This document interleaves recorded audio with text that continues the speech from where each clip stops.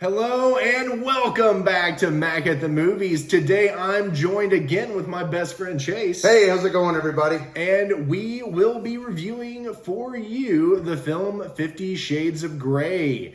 This film was released February 13th, 2015, a Valentine's Day weekend. Oh, yeah. By Focus Features and directed by Dakota Johnson. She had also directed films such as Love You More, Nowhere Boy, and A Million Little Pieces. That's right. It stars Dakota Johnson as the Anastasia Steele, Jamie Dornan as Christian Grey, Eloise Mumford as Catherine the roommate, Luke Grimes as Elliot Grey, Christian's brother and Catherine's lover, and Victor Rusick as Jose. This review was a request, and we were going to do it. It was a request, so, and I had never seen this movie. I'm not opposed to not watching a movie because of whatever the film is supposed to be. This is supposed to be like for a certain group of people kind of movie, or this is just some like weird perv film, because frankly I have a movie that I aim to review for this channel in the future. I just have to get around to it. That is, from what I've heard, far worse than this one in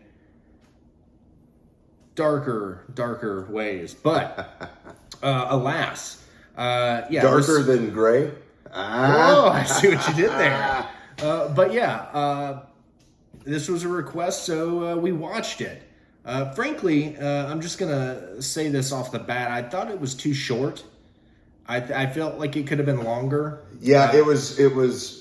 No obvious puns intended here. It was short where it didn't need to be, and long where it shouldn't have been. Yeah, and all in all, it had a very straight to TV vibe.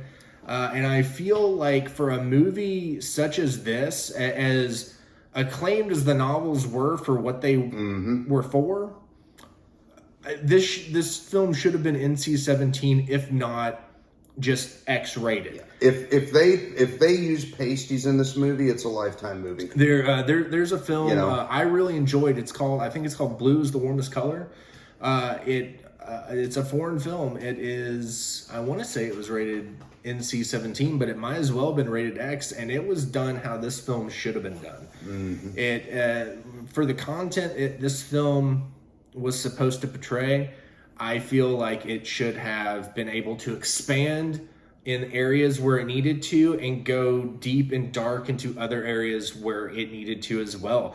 So again, this had a very made-for-TV vibe, and it was very like Skinamaxy. I feel like, it was clearly directed with a certain audience in mind, and I don't think you and I are the target mid-30s, American male. I was honestly hoping to watch this movie and walk away with a ton of like leftist and woke topics, let's bash the patriarchy or whatever, but this movie wasn't strong enough for anything beyond wealthy man is a control freak, poor girl gets taken advantage of and wants to understand why. And this being said too, this is the first time we've watched this movie outside of the trailers, which I don't think I've ever watched unless they just managed to fall on TV somewhere. But we also haven't read the book, so we don't know how close they follow. We're truly hoping this is one of those the book was better type deals. Truly hoping. But, and then, one thing we found is that the girl, Anastasia Steele. Miss Steele. College graduate, straight out of, English lit major.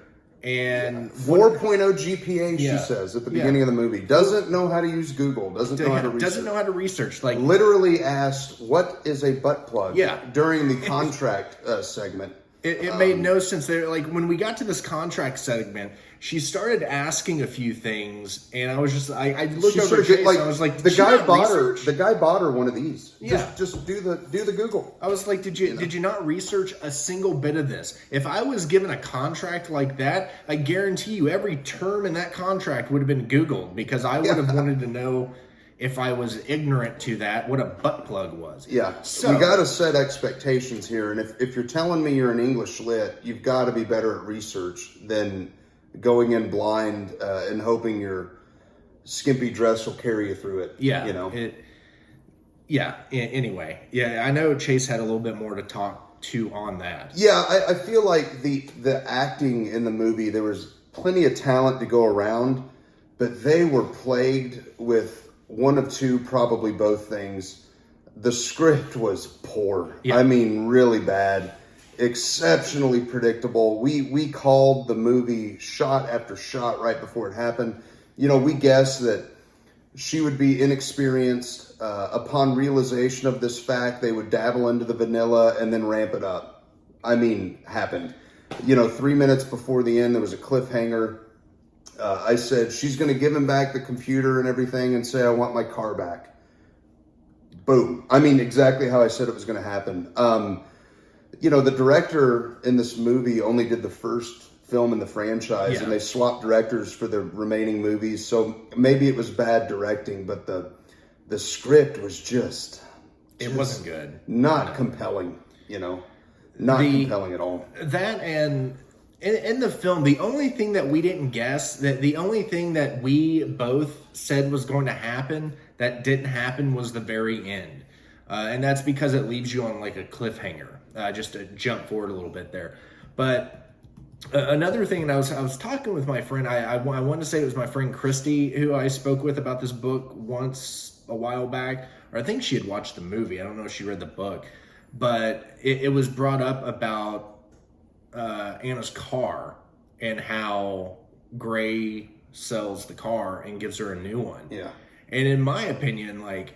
Well, Audi paid a lot of money for all that product placement. Oh, so, yeah. I mean, they paid a lot of money for it, but I couldn't tell you how pissed I'd be if my significant other just... Not significant other, though. Yeah, they weren't even in a relationship. Because he didn't want a relationship. Yeah. He wanted strictly whips and chains. Yeah. She wanted a relationship, and he sells her car. Yeah, you know, so. And so he sells her car for like a newer car. Frankly, I would have been pissed because I personally enjoy driving a stick, and she had an old VW Bug. Mm-hmm. So she walks outside and finds that he has had her car sold for a fair value and bought her this car that looked very, I don't know what car it was, but it was an Audi, some sort of little bright red Audi. It just looked very generic. Sedan. Yeah. German sedan. Yeah. So I would have been a little grumpy, frankly.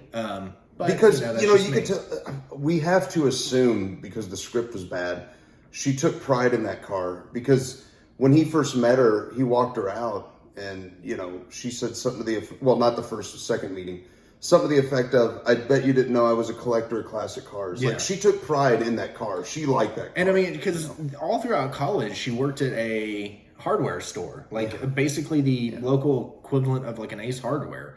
And which is another thing Chase brought up. I got a little note for that too. Okay. Oh. There is no feasible way to suspend my disbelief. And I try my best in movies, like we can all get lost in the superhero movies and this thing didn't have whatever. There are two ladies, one is a journalism major, one is an English lit major. They graduate college. They moved to an exceptionally nice and well-appointed apartment. Really nice. And I didn't notice how nice it was. I paused it. They not only had granite countertops, they had marble running up the walls to the cabinet. And I was like, man, that's a nice apartment. And Seattle is notoriously expensive. And the only employment we know of in this story is that the English lit works part-time at a hardware store. Yeah. So I saw that and I was like, oh, come on, guys. We need some kind of back. Did one of them get a job? Or an inheritance, maybe? Yeah. Like, did Gray just pay for the apartment? That's fine. If so, just tell us. Yeah. But it left a lot to...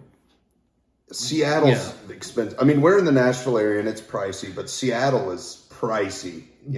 But again, where this movie should have expanded, it didn't, and some areas that it could have taken into deeper other directions didn't. It was just one of those things. Back to the whole sex contract thing. Yeah. Like you get into that and you start to see that a lot of the restrictions that Anna gets is very particular in aspects like how, so what she can eat, what she's allowed, or like how much she's allowed to drink. And then you start to get these like weird stalkery vibes from Gray. He follows her to Georgia. Yeah, and not just stalker vibes, but very well. He I guess he jealous. triangulated her cell phone or flip phone when she was in the bar. So yeah, a man that wealthy has no boundaries, and I guess they set it up for us in the beginning. He's used to getting his way, and he's going to. I mean, he says that, and you have all those scenes that are her trying to break him of that in a sense, but she does it in a very innocent, naive way. Yeah. Like she's trying to pull one over on him, but then she has that genuine reaction of naivete that you get just the way she acts throughout the film, which I get. But then we get toward the end, which annoyed me, because you have this contract that you read through with detailed acts and other things like that we're not going to get too deep into, but in the end, she wants to find a way to like come out and be closer with the guy, and says, so she asks him, I'm all in. Yeah, I'm all in. Exploit whatever your fantasy is. Yeah. Right. And he does it. He does exactly what she asked him to do. And boy, did she pull a 180. She pulled a 180 on not experienced enough. Again, she should have. Don't open the door. She should have gone through that contract and Googled a couple of things first. But like, I bet if you Googled dominant and, submissive and punishment, I bet it probably would have told her exactly what's going to happen. That, I'm sure there are some videos that are out there that one could watch if so inclined. Oh, I'm sure. Yeah. But after all that, she does this, like you said, a complete 180 and spazzes out on the guy, basically like kink shaming him. And she had asked him to do it. She shouldn't have opened a door ignorantly. And then this happened. So it was just like one frustrating thing after another, which leads to the cliffhanging ending, which both of us we thought it was going to end with her signing the contract. And yeah, we figured she'd eventually sign it. She didn't. I guess that's why we have to watch the sequels. Yeah, I mean, frankly, I just want to watch the sequels because it left on a cliffhanger, and I don't like that. So eventually I will get around to watching those and maybe even do a review on those as well. But again, you get into all that and you're just like, it really leaves as like, I think Gray was very open in his dialogue of what he wanted. Yeah, and I think he painted a clear picture and he made it clear through the terrible script that she was the one changing him and he was trying, you know. And I'm not saying he's the good guy here. He's obviously not. But, I don't know. I do have a final production complaint until we talk about the thing we both actually really enjoyed about the film. Yeah. So the darkest movie I think I've watched recently, and by dark I mean hard to see, lighting's really low, was The Batman, released a month ago or a couple months ago. We went and saw it at the IMAX. The lighting in this movie was, I don't know if it was intentionally bad. I don't have a bad TV here. And, I tried to explain it too. I tried to justify some of the lighting decisions. It's just bad. The lighting in this movie, like, there are scenes where it's so washed out, you can barely see the scene, in my opinion. And, I heard that complaint about the finale of Game of Thrones, and by the time I got around to watching it, I guess they had fixed the lighting. So I was like, I didn't see anything wrong with it. Yeah. But apparently I got version 2.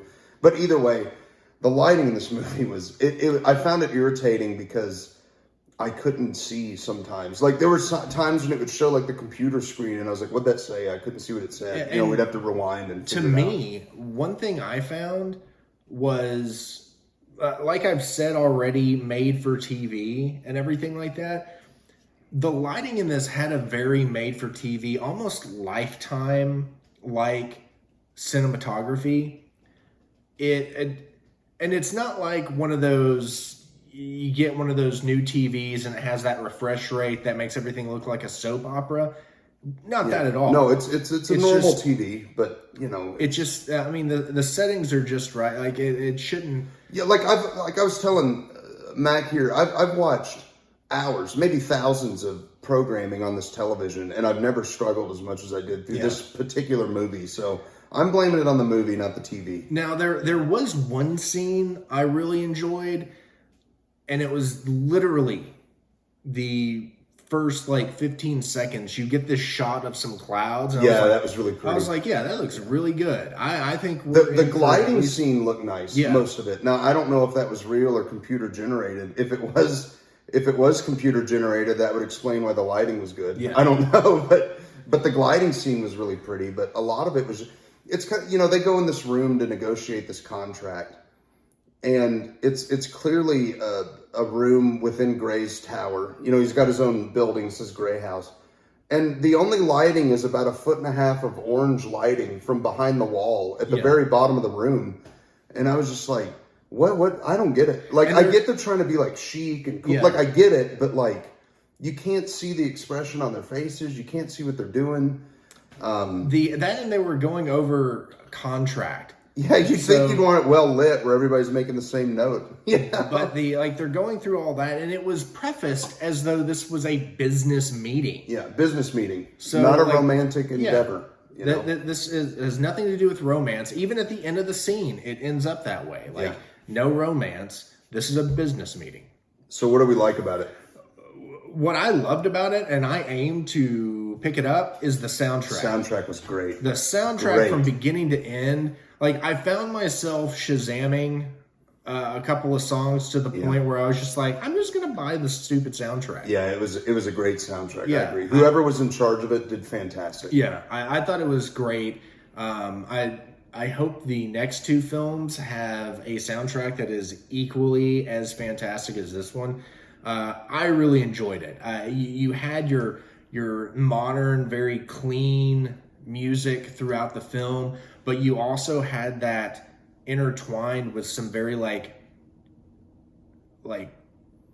classic soft jazz, smooth jazz.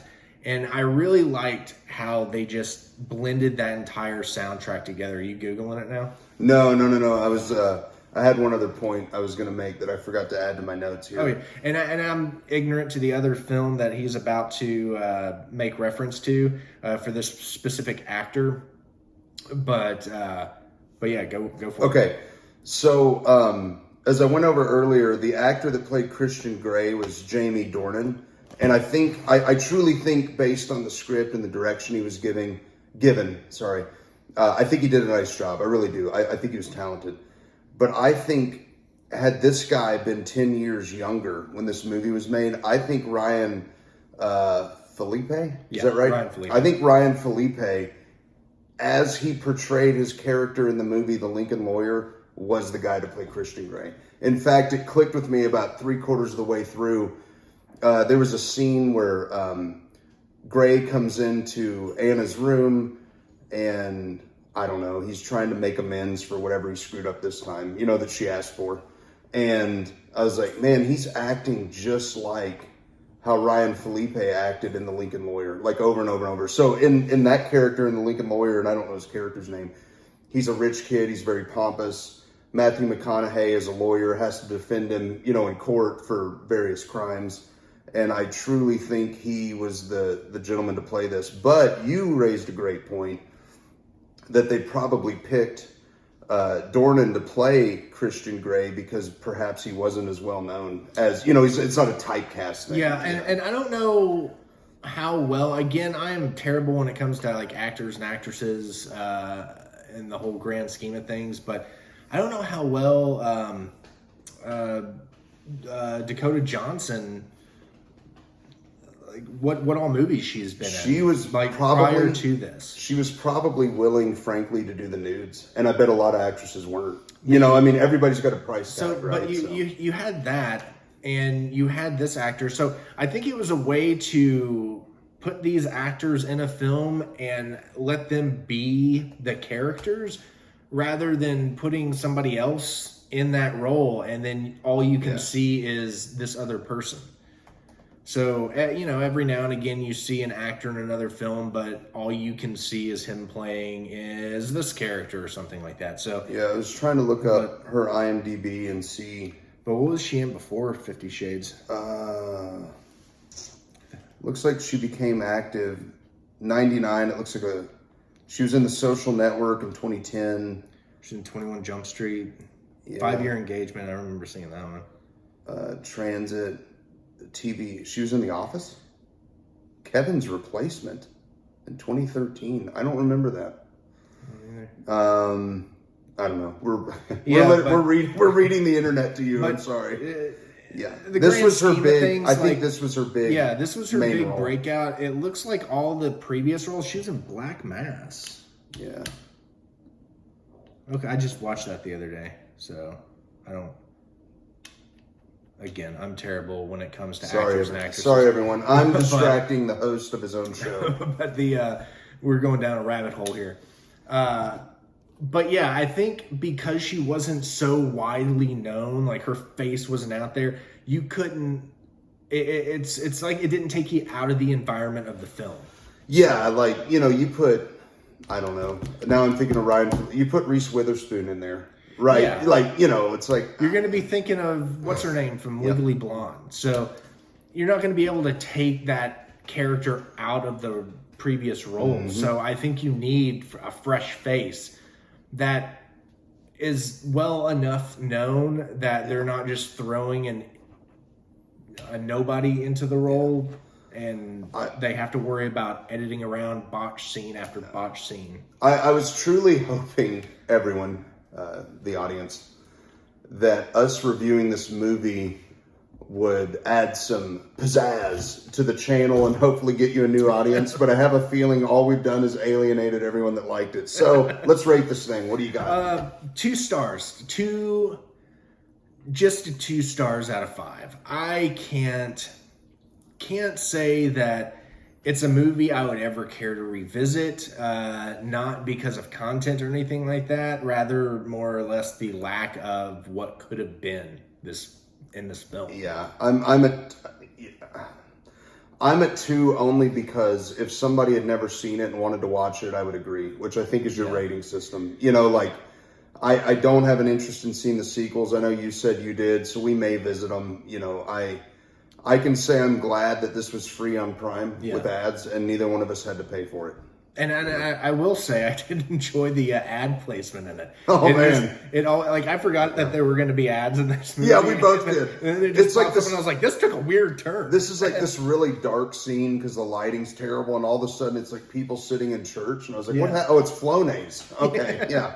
It's a Flonase commercial. Oh, yeah. It was, there was a preview for that movie Emma with Anya Taylor-Joy. There was one where he Gray's like, "Don't touch me" or whatever, and then it immediately goes to a skin psoriasis commercial. It was pretty funny. I have to say I hope it's planned. If not, it was because it's like, take me home. I want to go home, and then immediately it's like homegrown tomatoes. It's like, wow. Oh, it was fantastic. But yeah, the one that threw me off the most was that first one with the Emma preview for that movie, because we were watching it. You're in the movie, and then the preview comes on, and it's like not in the same century. Yeah, odd. It was so weird, but. Well, man, thanks for having me. I enjoyed it. I always love coming on your channel. It was fun again, as always. Izzy, his dog. Yeah, we are at Izzy's house. Picture right here. Yeah. Very well behaved. She's over there with her little lamb chop doll on the couch, asleep. I did have to put a blanket over the bird cage to keep the bird quiet. It's working. He's a chirpy little fella. But yeah, always thank you for stopping by. Always be good to one another. And hopefully Chase will be back again here soon. Maybe for the sequel. Yeah. We don't know. So thank you for stopping by. Thanks, everybody. We'll see you next time. Toodle.